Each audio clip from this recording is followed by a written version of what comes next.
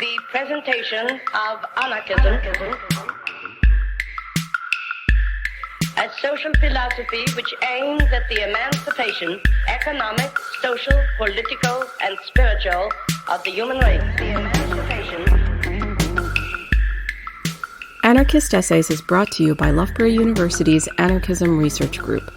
For more information on the ARG, see the link in the show notes or follow us on Twitter at ARGLBORO.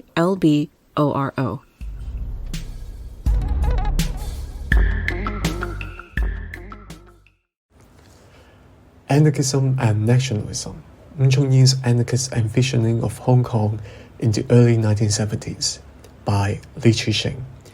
In many Asian contexts, anarchism is a political tradition strictly associated with nationalism. There are two very prominent examples. The first is The Age of Globalization, Anarchist and Anti-Colonial Imagination by Benedict Anderson, and the second, Anarchism and Chinese Revolution by Arif Derlich.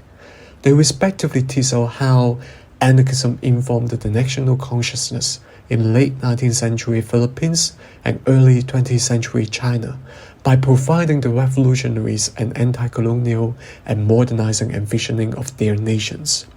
If both the cases are considered within the framework of modern nation states, anarchism would be set in a paradox that on the one hand opposes the state power but constructs or reinforces national consciousness on the other hand. Judy Butler has one question that although anarchism could challenge the state power through local forms of resistance such as local community building, it is still unable to escape the nation. It resists to the state, but unintentionally reinforces the functioning of a nation. Consequently, anarchism becomes a pretext for the existence of the state in the name of opposing the state. In short, although anarchism has been well developed as an anti-state politics, its tension with nationalism needs more rethinking. The question would be how to destabilize nationalism with an anarchist envisioning. This essay is an attempt to contemplate this question through the political idea of Ng Chung-yin, who is an important anarchist figure in Hong Kong during the early 1970s. Let's go straight to the story of Ng Chung-yin. In fact, Ng Chung-yin only became an anarchist in the year of 1970, but his name had been known in 1969 when he published an essay titled From Dream to Despair, or in Cantonese, 從希望到絕望. The essay complained that the corruption of a local community college called Chu-Hai College, which was established by two Kuomintang generals in Guangzhou in 1948, but was moved to Hong Kong after the Civil War. This essay received a wide reverberation among the general public and triggered the ever first student demonstration in Hong Kong, which lasted for a week. The conclusion of the essay may be the most striking part, which says, quote, "Perhaps to be a Chinese in this era is pathetic, but to be a Chinese stranded in a colony is much more so. We are indeed sure that China needs us. It is by this calling that although nowadays we are stranded in the colony, we still need to walk through the darkness and toward the light. That China needs us is also the reason why we need to face up to the suffering China." End quote. This is the ending of the essay, in which Ng Chung-yin tries to articulate the corruption of Chu-Hai College to a wider problem of Chinese diaspora in Hong Kong. We have to bear in mind that 1960s Hong Kong was basically a refugee society composed by peasant class, landlord, cultural elites, as well as Kuomintang sympathizers, soldiers, and generals. They all escaped the Chinese Civil War to Hong Kong since 1949.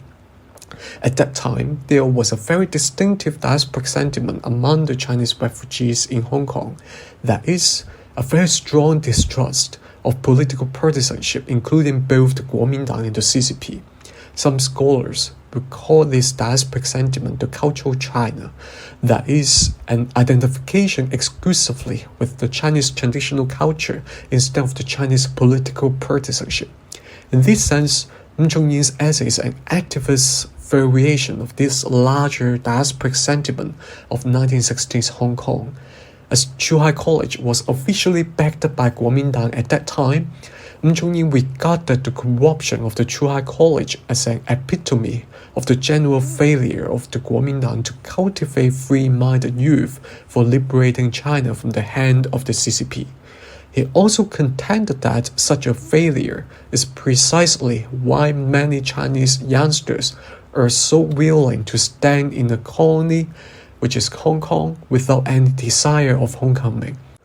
So the primary initiative of the essay was not simply to reform the college, but to explore how the Chinese diasporic youth in Hong Kong could contribute to their homeland beyond any partisanship, which, for Ng Chung-yin, is corrupted. In this sense, the essay should be read as a diasporic work in search of ways to mobilize the diasporic youth in Hong Kong and mobilize them to confront all partisan forces in China for the sake of returning to their Chinese cultural homeland.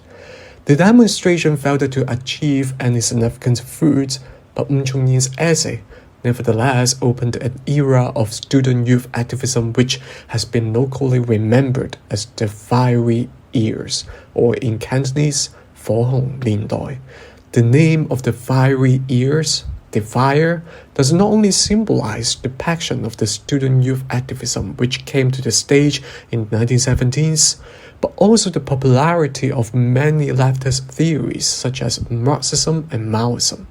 For example, within the local universities, the student unions were dominated by a group of student activists called the Nationalist Fraction, or in Cantonese, 國粹派. With Maoism as its ideology, the Nationalist Fraction basically sought to construct a modernized new China through supporting Maoist Chinese revolution in Hong Kong. As I've said, Ng Chung-yin was basically a nationalist. Some nationalist leaders in the universities would even call him as the teacher of their political enlightenment before joining the nationalist fraction. However, Ng Chung-yin did not join the nationalist fraction nor even become its sympathizer. Instead, he became an anarchist after the demonstration against the Zhuhai College.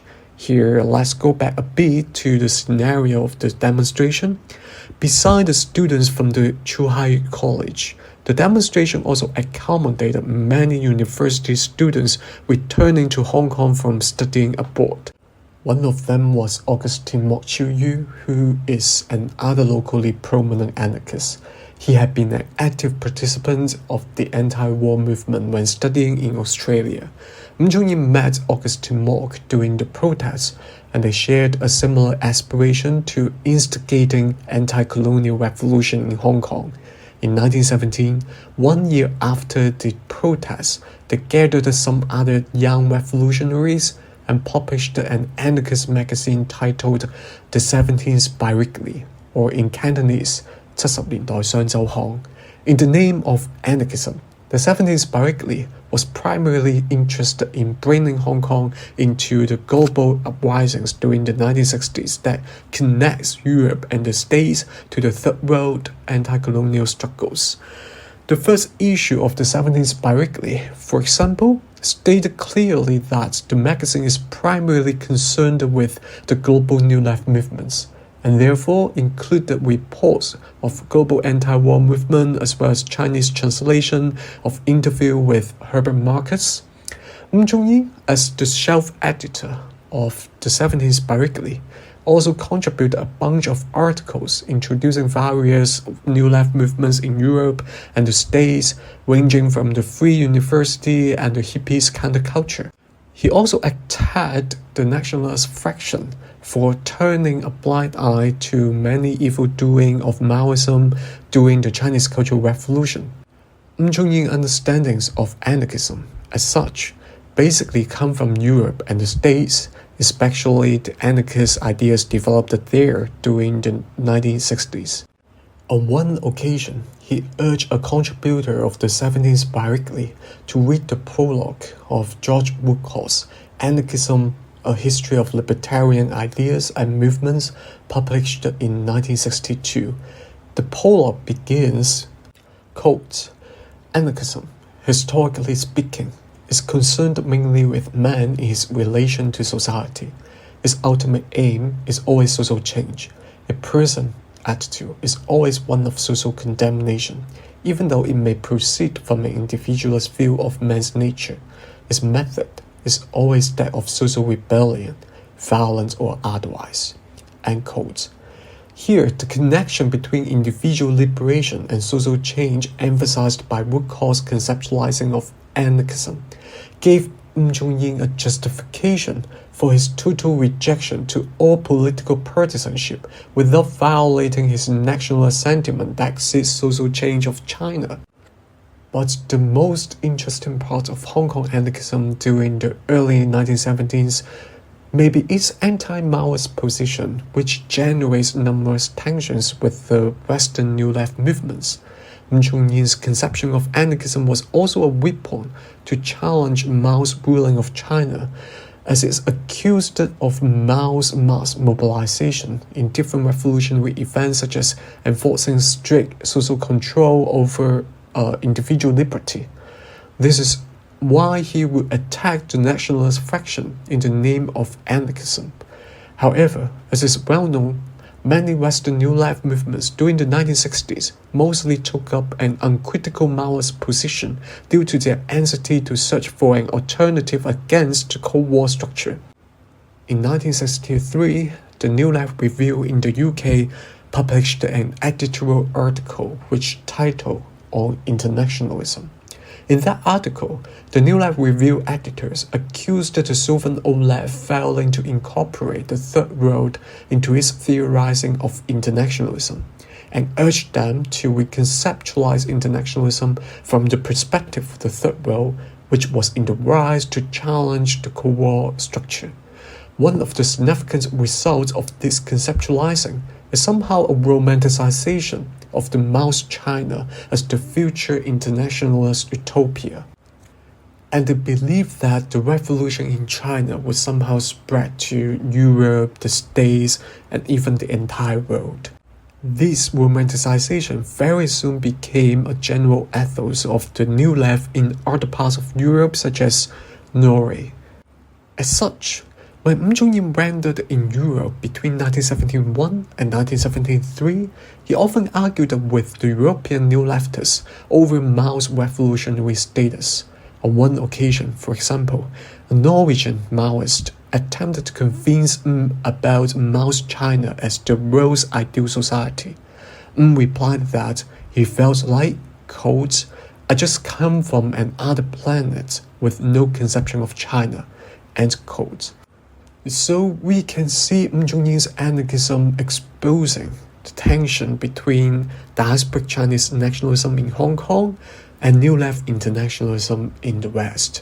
On one hand, diasporic Chinese nationalism in Hong Kong articulates a nostalgic imaginary of China as the cultural homeland, which remains outside of any political partisanship. On the other hand, New Left internationalism romanticized Mao's China as a futuristic utopia. For Ng Chung-yin, anarchism was a method to connect the two, but ultimately entrapped in their tension without resolving.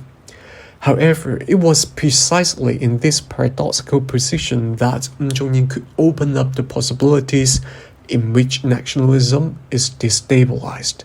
In 1971, Ng Chung-yin contributed to the 17th biweekly and anarchist revolution proposal, which is titled The Third Revolution, or in Cantonese, 第三次革命. The proposal begins with Sun Yat-sen's famous elegiac couplet, which says, quote, "The revolution has not yet succeeded. Converse, work hard," end quote. And based on this opening, Ng Chung-yin urges the students and youngsters in Hong Kong to get prepared for a local revolution because it is their responsibility as the Chinese diaspora to do so. In other words, for Ng Chung-yin, the starting point of a local anarchist revolution should not be Hong Kong, but China.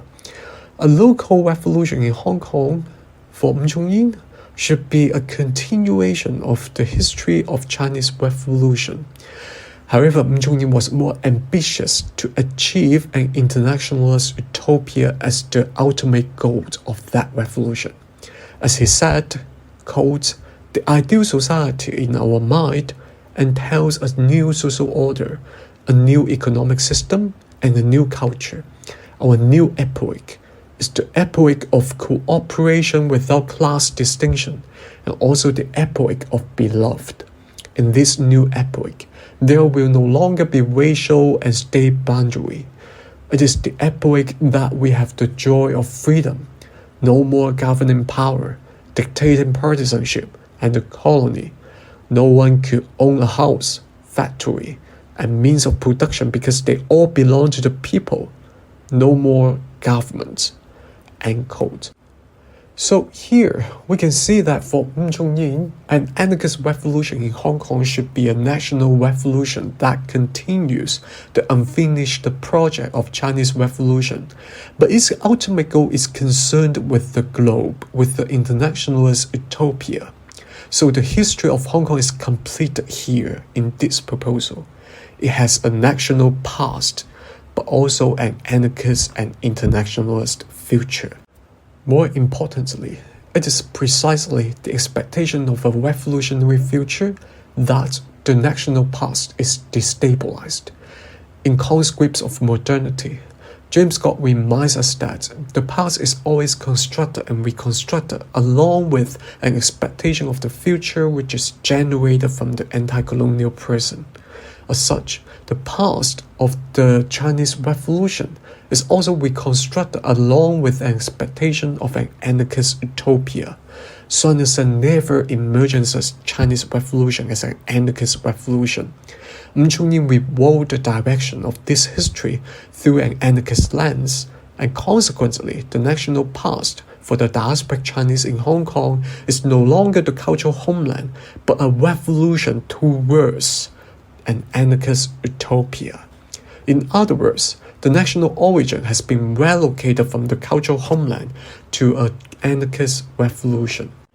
In The Fire of the Tao, Giorgio Agamben reminds us that the concept of the origin is always a becoming without a fixed, static location.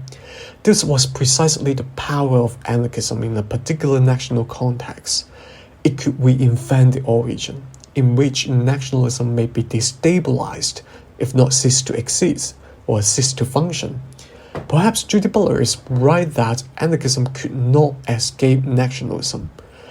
But anarchism is still capable to destabilize nationalism if it could activate and engender the rewriting process of the origin.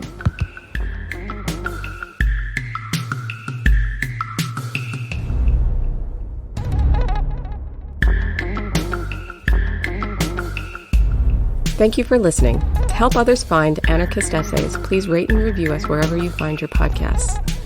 And if you're interested in anarchist ideas, why not check out the journal Anarchist Studies? For over 20 years, Anarchist Studies has been publishing original research on the history, theory, and practice of anarchism. For more information, visit www.lwbooks.co.uk/anarchist-studies.